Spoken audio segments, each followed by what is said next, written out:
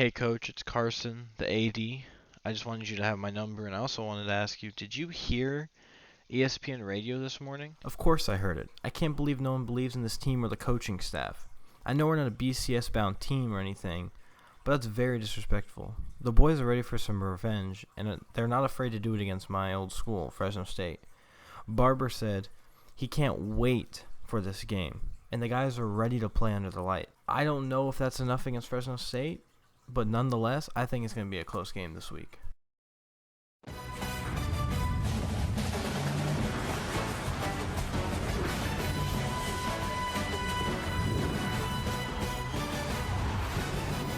Good morning, ladies and gentlemen. Welcome to ESPN Radio. I'm Andre Austin, or AA, as they call me.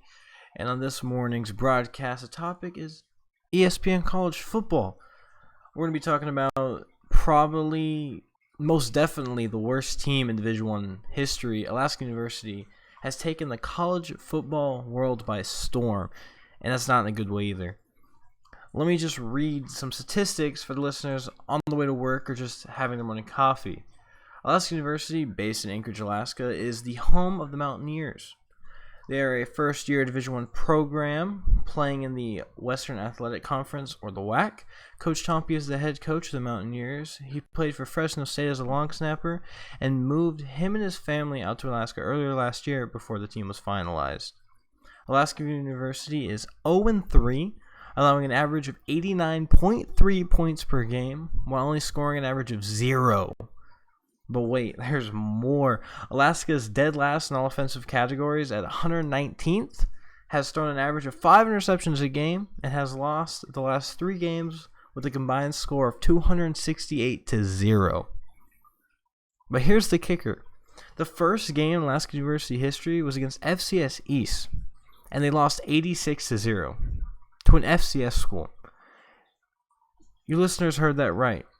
They might be the worst program in Division I history ever. This team has done so bad over the past 3 weeks, going into week 5 now, coming off a bye week, so they didn't lose 4 games in a row, luckily. But they've done so bad that the crowd is starting to plummet. They're only starting to get, it's basically like a high school football team. That's what it looks like. Only moms are showing up to games. There's no funding. Recruiting is barely even happening. No one looks like they're going to commit to the school. This program is an absolute disaster. What's good, YouTube? It's your boy Drew today, and we're back with the Alaska University Dynasty against the Fresno State Bulldogs. As you can see, check our ranking and theirs, and stats and statistics: 0-3, 2-1. But the boys are hyped for this game, and they think we got a chance, and so do I, or at least to make it close. I think this is gonna be the game that we put points up on the board. A couple of the guys' overalls have gone up, so I think we're doing good. Oh no, another suspension. Underwood, never heard of him. What happened here? The school newspaper reported this week that Underwood had an altercation with the university police. That is not good at all. We're gonna give Underwood a full game. That is a physical. Okay, we're gonna give him. Yeah, we'll give him 1 game. Let's give him 1 game. Physical altercation. That definitely deserves 1 game. I don't know what happened. There's no backstory. So let's definitely make sure we give him 1 game. And let's go ahead and hop into this game. Another away game, I believe, if I'm not mistaken. But this is another WAC game. I said Cal was our other WAC game. It's actually Hawaii. Fun fact. And this is a home game, right? No. It's an away game. So key players here: Carter, Gold, McClendon, all interceptions. They have 3 players out, so that might be good for us. This could be, their defense is looking low. Maybe this is where we could put up some offense here and see where we can go with this. So I'll catch you guys probably the first play, kickoff, wherever I decide to edit to. So I'll see you guys then. We lost the toss, and they elected to receive, but on the thing, it said we weren't the worst team in the nation, actually. It said we were 116 out of... Oh, my. Okay, I already started off bad. It said we were 116th out of 119th. So technically, we're not the worst team in the nation, although we play like it sometimes, as Fresno State gets on the board, and now we're going to go up 7-0. First play here against Fresno State is going to be run to Darby on the counter. Let's see if we can get anywhere. No, we cannot. Lost a couple yards of that. After the loss of 3, we're going to go back to Old Reliable, the slants. As Stewart beats his man. Ooh! Gotten from him, we got a couple yards. Let's see if we can keep cooking with the slants, because that's basically the only pass we can throw besides like something out to the flats. Or maybe a curl if we're lucky. But let's see if we can keep cooking on the slant. Stewart! We got a first down. That's, I think, probably the fastest we got a first down, because we averaged 2 a game. And that was probably 23 yards in the reception. Dude, okay, we're already doing better. The boys were ready for this game. Give the fullback here, Stanley. A couple of the players went up overalls. Like, I think we have 5 60s. Now I think we have like 68, 65. Like, because their awareness is going up. Just because like our defense side of the ball is getting like 90 picks a game. So they're doing really good. But we actually have some better overalls coming into this game. So I'm very thankful for that. Because now we might be able to put up a fighting chance with... No, Stewart went to the... Why would he... Oh, he got tangled up and then broke to the outside and came to slant back in. If he would have just kept going, we might have had him there. 3rd and 9. We're definitely looking at Stewart here because Thomas still hasn't proved himself to... Oh, underthrown ball. No, Hurd. Hurd underthrows it again, and it's going to go for 6.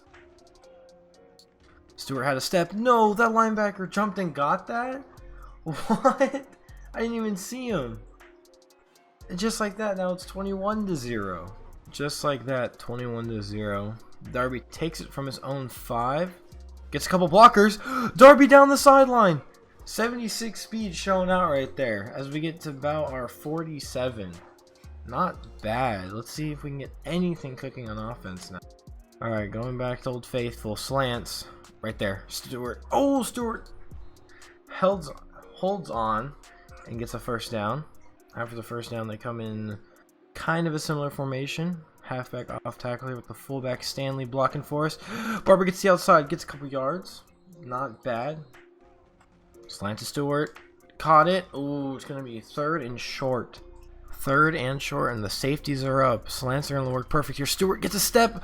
Stewart, what a phenomenal catch. Catches it basically through the defender. That's 3 conversions in a row and another first down. Probably the last play of the first quarter here. Let's see what we can do. Slants again. We're going to throw it out to the... Oh! And that's going to be the end of 1. 21-0. But we've moved the ball pretty well. It is 3rd and 8.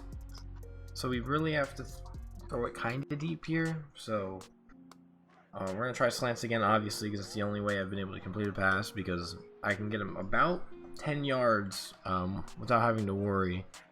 So we're going to try this here. Looking for Stewart again. He's the star. Stewart's open. He has a step. Just underthrown. We were going to be inside the red zone. The ball was just underthrown. That's 3 picks for Hurd.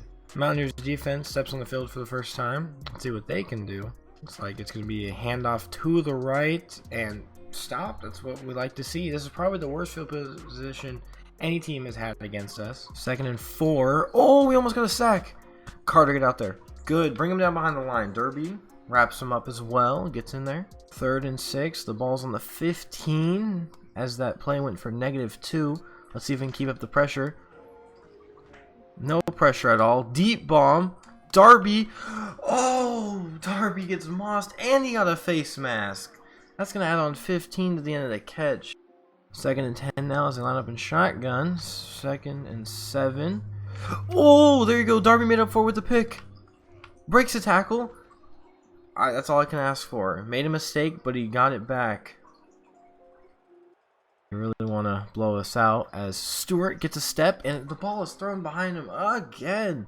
You can't even blame Stewart for that one. If Hurd puts that on the money, that's easily a first down. 1st and 10 at the 39 after the punt here. Carter. Oh, they're testing us. We're going to swat that one down. No, I pressed the wrong button. That's not SWAT. Oh. No, that's user error. I thought the SWAT button, and yeah, He might have been out of bounds, actually. Darby takes it from his own 4. Oh, fumbles! No! No! Thompson picks it up, of course. Are you... Oh, my goodness. And just like that, it is now 35-0. Are you serious? So first we get Moss, and I'm pretty sure he was out of bounds, but I couldn't challenge the play. And then Darby takes it from his own 3 and gets absolutely flattened and fumbles the ball. We are now on our own 9 with 1:35 left. We're going to see what we can do as Jones is open and another horrible pass. And that's going to be another pick 6. Are you... He was open and perfect on the break. If he would have thrown it anywhere near the sideline, Jones might have had a chance to go get that ball. But of course he throws it to the inside where all the players are. Look at this. As soon as he breaks. Wade subbed into the game now. As Wade drops back to pass, has Thomas open. Wade threw it behind him. We cannot catch a break with these quarterbacks. Are you serious? That's another pick 6. Ryan Wade, man. Jones was open too. Stewart wasn't out there, so we threw it to Jones. He was open, and Wade threw it behind him. Stewart is still out of the game. Thomas and Glenlee are in. Jones at tight end as Thomas is open over the middle. Made a catch. That's his first catch of the career season, I want to say. Maybe his second. But Wade finally completes a pass after going 0 for 1 with an interception.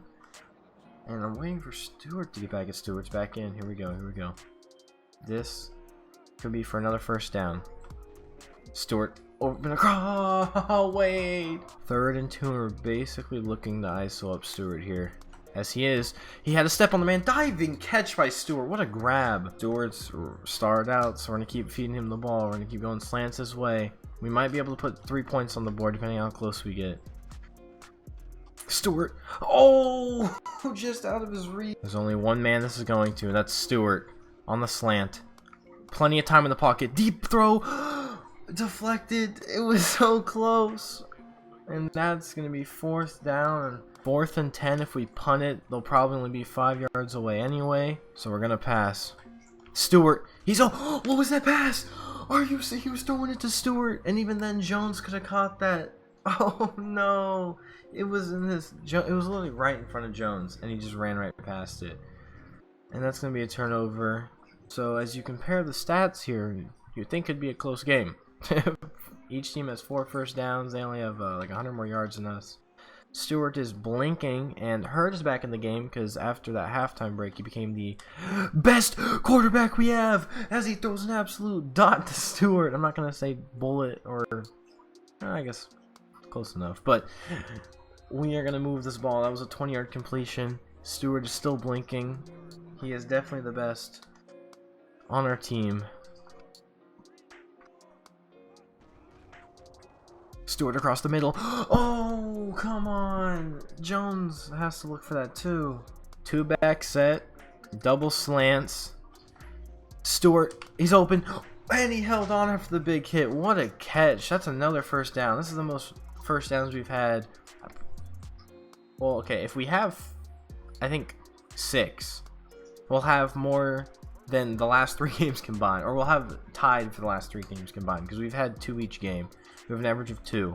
So this is going to bring up our average, especially for stats and such. Stewart, oh, he would release to the outside again, and I thought he was going to keep going. 3rd and 10 coming out into our special formation here. As Stewart gets a step again, the ball is perfectly thrown, and we're almost inside the red zone. We are 11 yards away from being in our first red zone trip here, as Stewart literally puts the team on his back to try to get some points. Come on, Hurd's got to be getting better every pass because his overall better be going up because he's completing passes. But Stewart's open again on the slants. We're going to keep abusing it inside the red zone. Another first down. Man, no huddle. They can't stop Stewart. Stewart and Hurd right now are becoming the most dynamic duo of this season. He's not open this time, though. Deep bomb. Oh, no. That was a horrible throw. He didn't even get it there. And it's... our chance at putting points on the board is gone.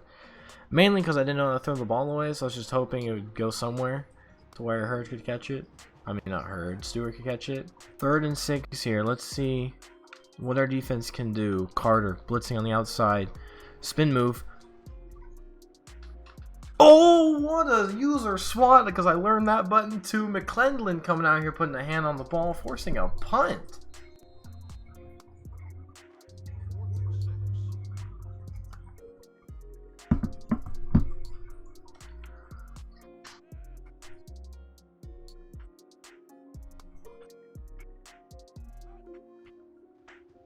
Fourth and 6, one of the few very punts I actually get to participate in, is taken by Darby and brought down almost immediately.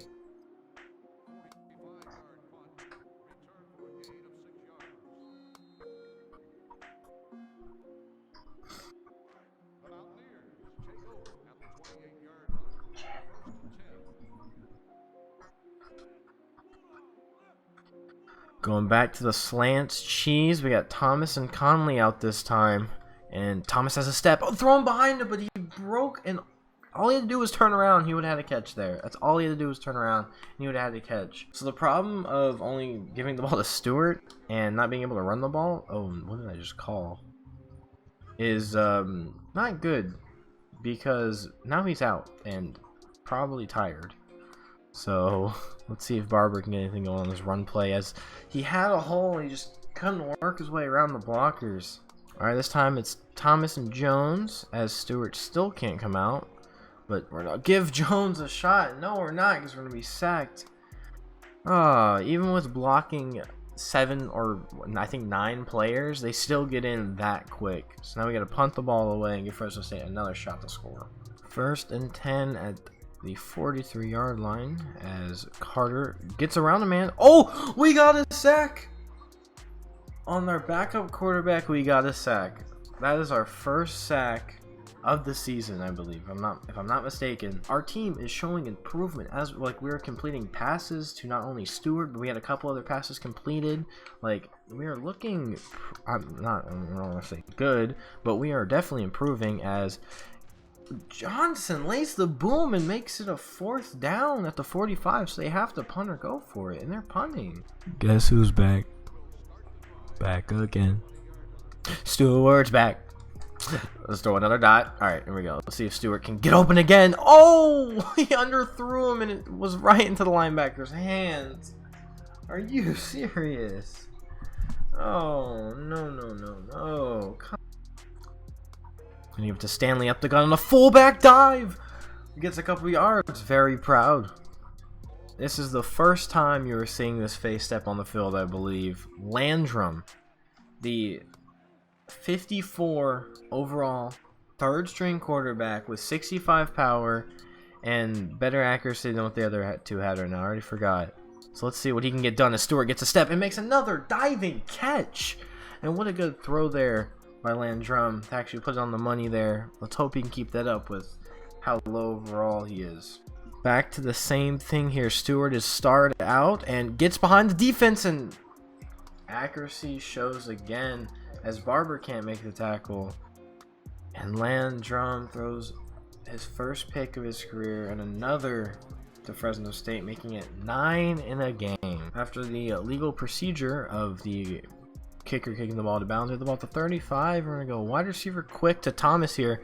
So he gets the outside, gets a block, cuts up field, and Stewart's putting in work. Back to the slants. Again, that's the only thing we can throw. And Landrum's still in the game. And Stewart and Thomas are both blinking as Stewart gets open and the ball is thrown behind him, but still makes the grab. What a catch. We have 10 first downs this game, and Stewart has over 120 yards and receptions. Oh, if only our tight end could hold that block. Barber had a little bit of room to run. Here we go. Throw to Stewart again on the slant. What a diving deflection. What a play. This game is basically over. We're just waiting for the time to hit 0-0. And that would be the official end of the game. But we already know that this is going to end up being an L for Alaska University for 4 weeks in a row.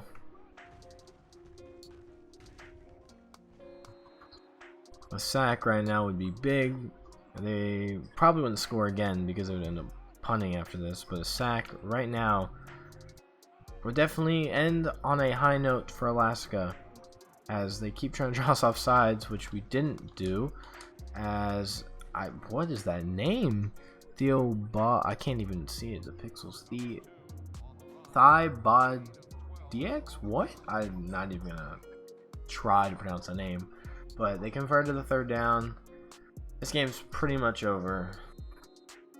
Sad to see Darby, Hurd, Barber were really looking forward to this game. They definitely thought that they could make it close. They definitely moved the ball a lot better this game than the past 4 weeks easily, as Stewart really showed out with like 15 catches for 120 plus yards. As, oh my goodness, that guy's an animal. He just broke like 6 tackles in that pile, spun out, showboated, and then scored on us. Man, sorry I couldn't say your name. Don't take it out on me. Jeez, we're already losing by 63 at that point.